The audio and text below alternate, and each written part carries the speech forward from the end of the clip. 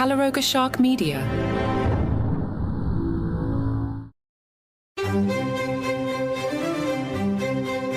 Hello and welcome to Palace Intrigue. I am your host, Mark Francis. One of Harry's friends recently told The Times he's an angry boy. Things haven't turned out how he wanted. I think he misses being over here in Britain desperately and wants to be admired more. Anyone who knows him feels he'd rather be top of the pops here with everyone loving him, as they do with William and Kate. Royal expert Jenny Bond weighed in. He says he now regards the USA as home, at least for the time being. Brooding on the perceived injustices of the past and reliving old quarrels is a waste of a life, and I think Meghan sees that. On the other hand, she doesn't have an entire and complex history of life in the confines of the royal family to worry about. It's easy for her to look forward, ensconced as she is in a country and lifestyle she is so used to and clearly loves. But Harry has said he wants to be reunited with his family, so he is obviously going to think about what has happened and how they have come to this state of affairs. And that's probably quite frustrating for Meghan, who seems to be at ease with the estrangement from her own family. I don't think Harry spends all his time looking back, but the Harry I knew as a young boy was someone who enjoyed fooling around with his family and having fun with them. In his book, Spare, he writes about his fond memories of some of those family gatherings, and it's only natural that he now misses that connection and perhaps is still considering ways of repairing the damage done in recent years. Meghan, however, has, I think, consigned her brief dalliance at being royal very firmly to the past, except for the title and the kudos it brings. Colombia has refuted reports that Prince Harry and Meghan Markle's recent visit to the country cost a staggering £1.5 million. Contrary to rumours, the ministry confirmed that Harry and Meghan financed the visit themselves.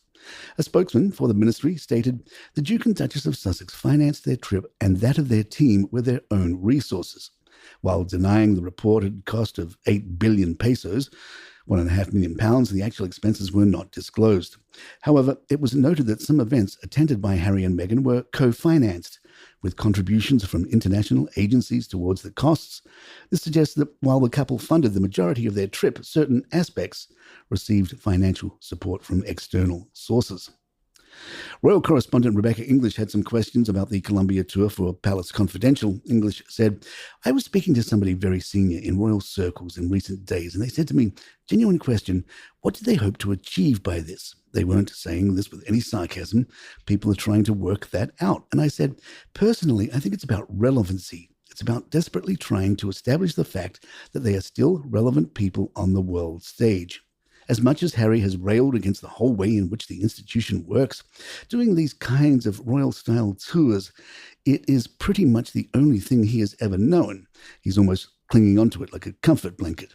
I think that what they forgot is when members of the royal family are sent to these countries, it is at the request of the government with a really clear purpose. Their diaries are very strictly controlled to actually achieve that purpose, which is to benefit Britain politically, economically, and culturally. And I think this was the problem with this trip. What was the objective apart from just getting lots of nice pictures of Harry and Meghan smiling with people looking admiringly at them? In a video circulating on X, Prince Harry is seen sitting at the end of a table with a notable distance between himself and his wife, Meghan Markle, who is seated closely beside Colombia's vice president. English observed, "It really resonated with me how much Harry's life had changed.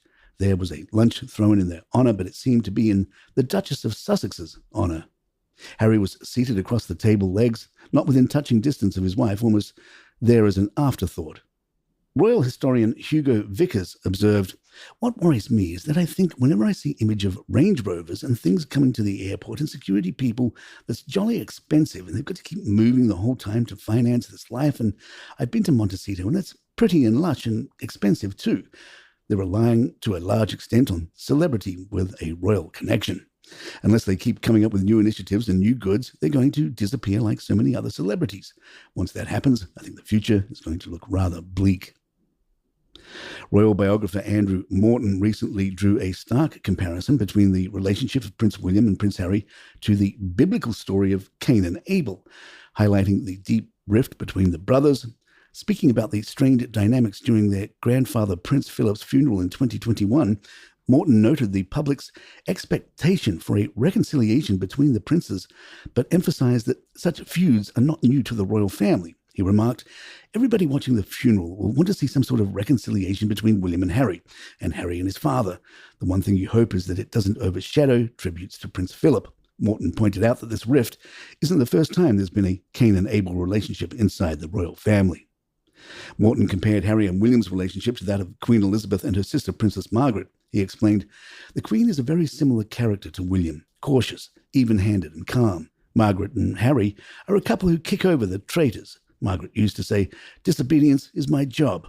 You'd hope that William and Harry would have a damn good row, then make up as the Queen and Margaret did throughout their relationship."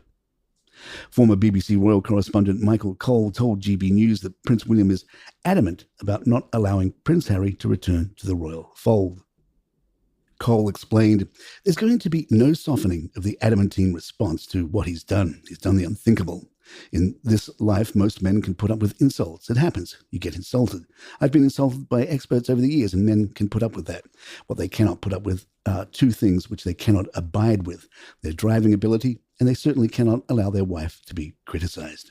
Palace Intrigue will be right back. The Toronto house where Meghan Markle lived during the early days of her relationship with Prince Harry has been listed for sale again. This 3-bedroom property was Meghan's home for at least 2 years while she filmed the legal drama Suits. During their long-distance relationship, Prince Harry reportedly visited Meghan twice a month, staying at this house which became a cozy and significant part of their love story. The house, which also housed Meghan's 2 dogs, Bogart and Guy, featured a garden with a kennel, a puppy play area, and a sandpit where Meghan hosted summer barbecues for friends. Known for its elegant, high-end finishes, the detached property has recently undergone renovations, enhancing its appeal.